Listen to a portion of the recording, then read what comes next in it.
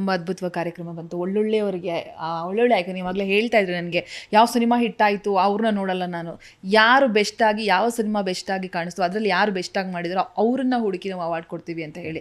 So ಇದ್ರ ಬಗ್ಗೆ ಮಾತಾಡೋದಾದರೆ ಹೇಗಿತ್ತು ಸರ್ ಕೊಚ್ಚಿ ಇವೆಂಟು ಅಂತ ಹೇಳಿ?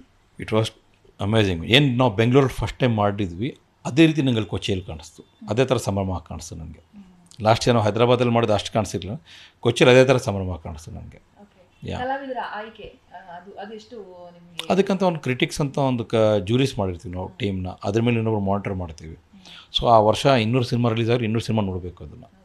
ಸೊ ಹೂಸ್ ಕ್ರಿಟಿಕ್, ಯಾರು ಚೆನ್ನಾಗಿದೆ, ಯಾರು ಪರ್ಫಾರ್ಮೆನ್ಸ್ ಚೆನ್ನಾಗಿದೆ, ಹಿಟ್ ಮೇಲೆ ಹೋಗಲ್ಲ ನಾವು.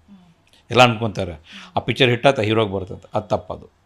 ನಾನು ನಿಮ್ಗೆ ಯಾವಾಗಲೂ ನೋಡಿರ್ಬೋದು ಮಾತಾಡಿದೆ, ಅಲ್ಲು ಅರ್ಜುನ್ಗೆ ಯಾಕಂತ ಕೇಳಿದೆ, ಇಡೀ cinema Allu Arjun hand was like this, ಆ ಥರ ಪರ್ಫಾರ್ಮೆನ್ಸ್ ಮೇಲೆ ಹೋಗುತ್ತೆ. ಇನ್ನು ಕೆರೆ ಬೆಟ್ಟ ನೋಡಿರ್ಬೋದು, ಆ ಹುಡುಗನ ಪರ್ಫಾರ್ಮೆನ್ಸ್ ಇತ್ತು ಅಲ್ಲಿ. ಸೊ ಆ ಪರ್ಫಾರ್ಮೆನ್ಸ್ ಕೊಟ್ವಿ ನಾವೇನೋ ಬೇರೆ ಯಾರಿಗೂ ಇನ್ನೂ ಪ್ರಾರ್ಗತೆ ಕೊಟ್ಟಿಲ್ಲ ಅಲ್ಲಿ, ಅಷ್ಟೇ. ಅವ್ರ ಪರ್ಫಾರ್ಮೆನ್ಸ್ ಇತ್ತು ಅಲ್ಲಿ. ಇನ್ಯಾವುದೋ ಬೇರೆ ಇದ್ರಲ್ಲಿ ನೋಡಿರ್ಬೋದು, ಬೇರೆ ಹೀರೋ ಕೊಟ್ಟಿದ್ರು, ಅದು ಹಿಟ್ ಆಗಿದೆ ಪಿಕ್ಚರ್, ಅದು ನಮ್ದು ಹಂಗಿಲ್ಲ.